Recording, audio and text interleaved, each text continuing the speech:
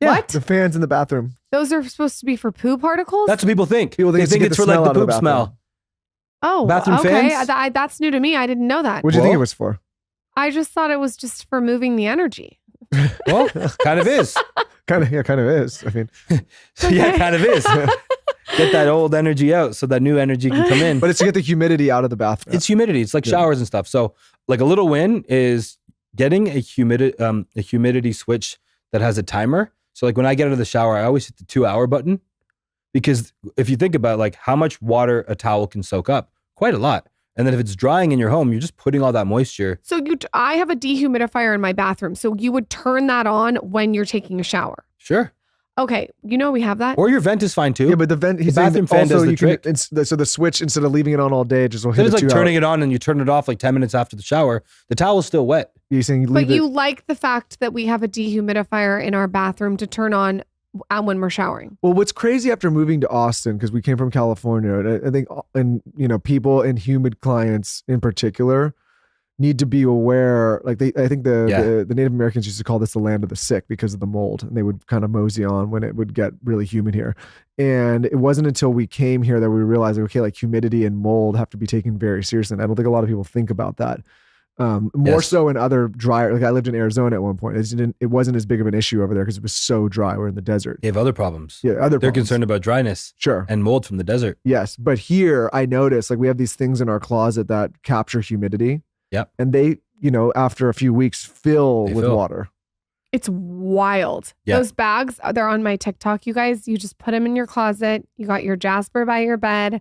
I have my dehumidifier in my bathroom, and we're good to go. I hope. Well, so those little guys, like that sensor over there, you can also, that has humidity in the top right corner. So 45 to 55% is the optimal humidity range.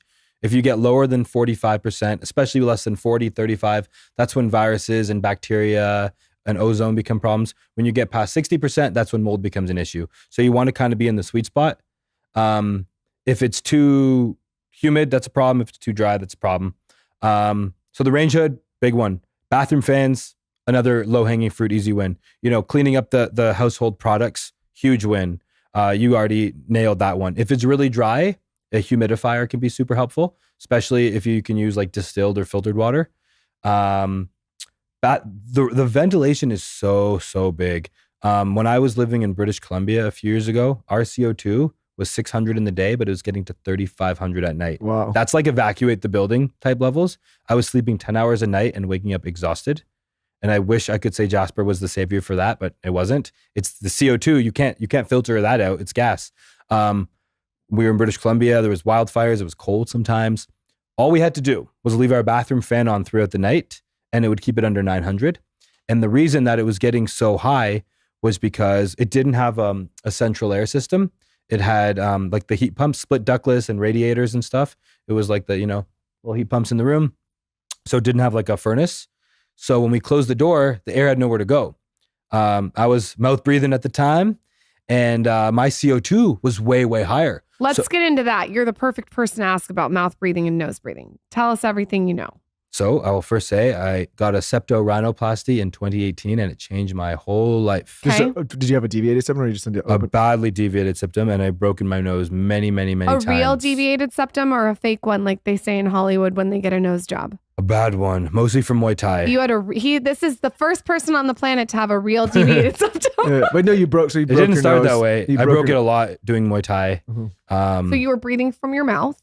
Yes. Okay. So I couldn't scuba dive. It would kill. I remember like that was like one sign of success that I wanted to have on the other side, was the ability to scuba without like the squeeze. I wanted to be able to hike mountains. I couldn't hike mountains either, because you have to breathe through your nose when you're hiking at altitudes, or you can get really sick and you get exhausted. And those were like two big things that I really wanted to achieve. So first of all, fixing the hardware was a big deal. And then, just like being more mindful, like close my mouth. I told my wife, Rachel, like if I'm doing that, like close me. Why didn't you want to try mouth taping? It wasn't there then. Okay. I'm a big fan of mouth taping now. Okay. I need to Unfortunately, get you're all sold out. The last one I just literally gave the last one in the entire company away right before you came in, but I'm going to send you some. How important is it after all this, though, that you were breathing through our nose? Like, I'm sure you're like the perfect person. Well, the nose is the original air filter. Yes. Like the nose is the air filter. So the most affordable air filter of all is actually the nose that we all have. And if we don't use it, we lose it. So yeah, I'm a really big fan of consciously breathing through your nose, both in restful states like sleep, but also through active states like hiking and, walking and things like that. And like it's just like, some people like to sit still when they meditate, and I'm a fan of that too. But like just walking and only breathing through your nose is quite meditative itself. And like letting that filter, James Nestor's book, Breathe, that French basics lady, what was her name again? Allison was like, preaching. I'm a big fan of that book, and I'm a big fan of using we want clean air, and then we want to filter it again through our nose and just like slow everything down. So in relation to the Jaspr, as you start to figure all this stuff out, I'm always fascinated by how people start companies and, and invent products. How did you go about doing the research and figuring out how to create an air filter of the quality that you've created? Like what does that even look like in the beginning? It doesn't sound like you have What? The fans in the bathroom. Those are supposed to be for poo particles? That's what people think. They think it's for like the poop smell. Oh, bathroom okay. fans? That's new to me. I didn't know that. What do you think it was for? I just thought it was just for moving the energy. Well, kind of is. Kind of is. I mean, yeah, kind of is. Get that old energy out so that new energy can come in. But it's to get the humidity out of the bathroom. It's humidity. It's like showers and stuff. So like a little win is getting a humidity switch that has a timer. So like when I get out of the shower, I always hit the 2-hour button, because if you think about like how much water a towel can soak up, quite a lot. And then if it's drying in your home, you're just putting all that moisture